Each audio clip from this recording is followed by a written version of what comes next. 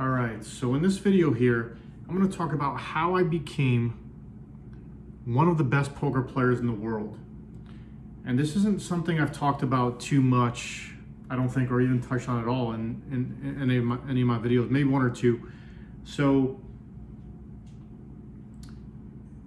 it all started with having this obsession of poker, and the way I came about it was very different, I think, than a lot of people get into poker. For me, I had a lot of anxiety when I was younger, and I used poker as an outlet to tame that anxiety, let's call it. So whenever I would play poker, my mind wasn't on whatever I was anxious about, and I would just think about poker. So I kind of used it as an escape mechanism, let's call it, at first, where I was just like, oh, whenever I feel anxious, which was every single day, I would just play a ton of poker all morning and all night long. So I played, like 100 hours a week for many years at first, and just got better and better gradually as things went on. Like, the more you play poker, the better you get at poker usually, right? And I feel like I have a strategic mind already, because my dad is a backgammon player, and he's really good at backgammon, and my brother plays poker too, and he's really good as well. So that strategic mind kind of runs in our family, and so that has something to do with it as well, I believe. I think it's part of it is just like how your brain is wired. Can you solve puzzles and things like that?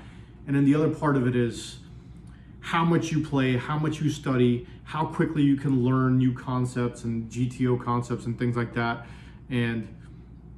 But at first it was just I'm gonna play as much poker as humanly possible. I was so addicted to it, and I just wanted to do as much of it as I could. So that's all I did. I literally didn't do anything else. I didn't talk to any girls. I didn't have many friends. I was just like, I'm gonna play poker, and I'm gonna eat, and I'm gonna sleep. And that was essentially, what I did for, I wanna say at least like 6 or 7 years. And it really helped a lot. That obsessive attitude really helped a lot. Like when you're doing something and that's all you can think about, and you're doing it so much, like I was doing it so much that I remember I would have dreams about poker. I would dream about poker hands. It was really weird, where I was just like, okay, I'm playing poker all throughout the day, let's say like 12 to 14 hours per day.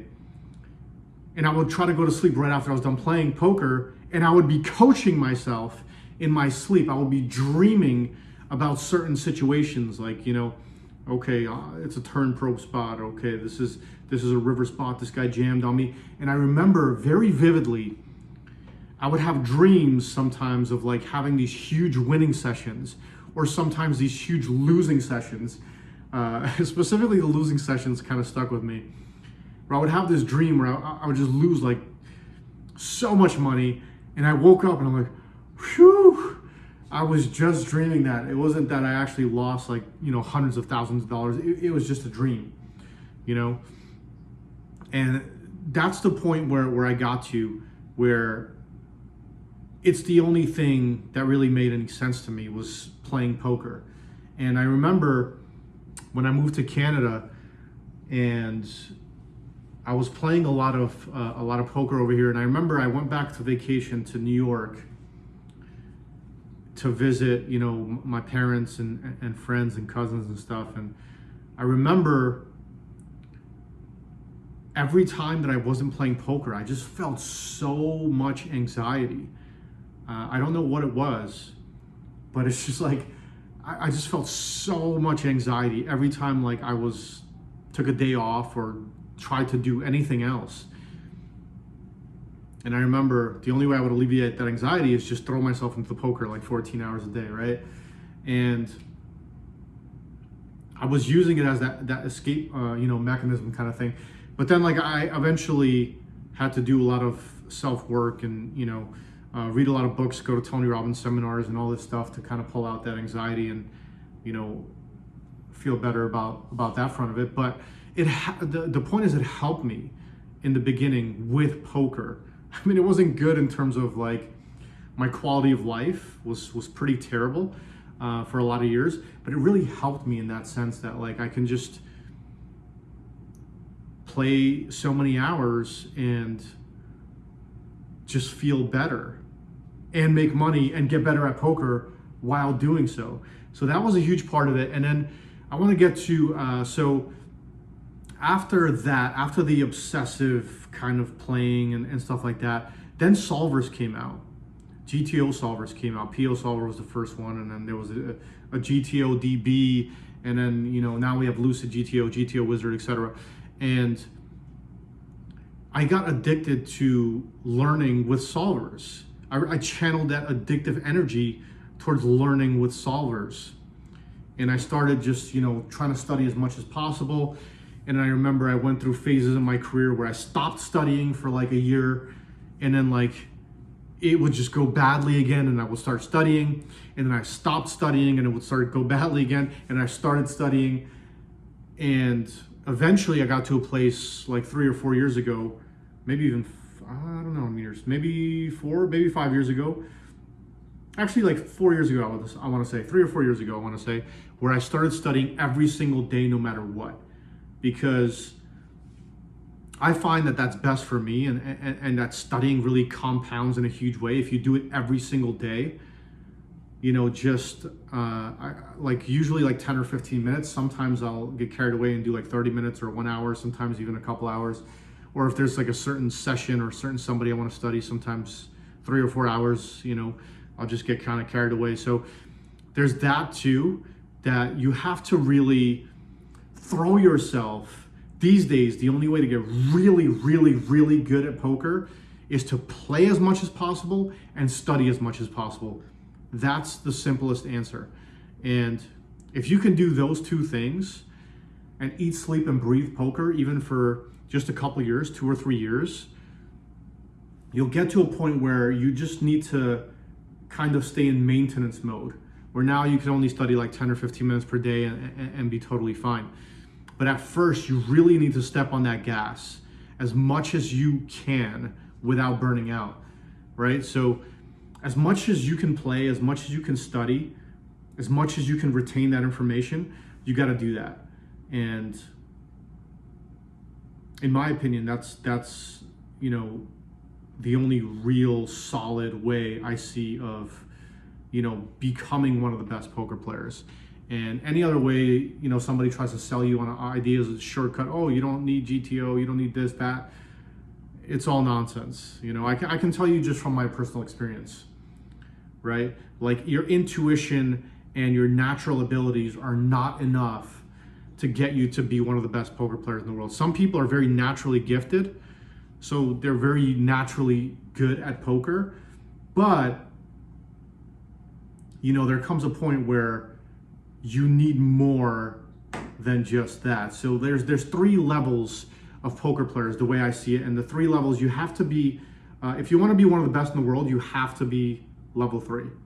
And I'll explain each one very briefly now, but you need to have been level 3 for a while to really be one of the best poker players. So level 1 is when people get into poker, and sometimes they're pretty good. They're playing mostly off intuition and feel and stuff like that. So that's a level 1 player. If you can win level 1, that's fine. You're probably not going to win that much money though, unfortunately. Level 2 is when you start studying with solvers and you try to play like the solver. You try to mimic the solver. You're trying to play exactly like the solver in all spots. And if you make a solver mistake, you're like, oh no, I made a mistake here. What's the solver doing? I need to play like the solver, this and that. Level 3 is when you mix the first 2. So you're mixing your intuition and your feel and your exploitative abilities with how to play GTO. Okay, so you're mixing the 2. You're making GTO errors on purpose because you've noticed the spots that you can make, you know, different kind of moves on. Let's say, for example, like for me, I will make a GTO error on purpose in a lot of different situations because I feel that the population is playing differently in certain spots, and I may make a big fold, or I may make a big call where I think it's overbluffed, or I may make a big bluff that I think it's, you know, a spot that's overfolded, or I may make a shutdown in a spot where I think is overcalled, etc. So you have to be able to have that confidence in yourself that you can make a mistake in the solvers, a mistake, but you know and are sure that that's going to be a better play in game.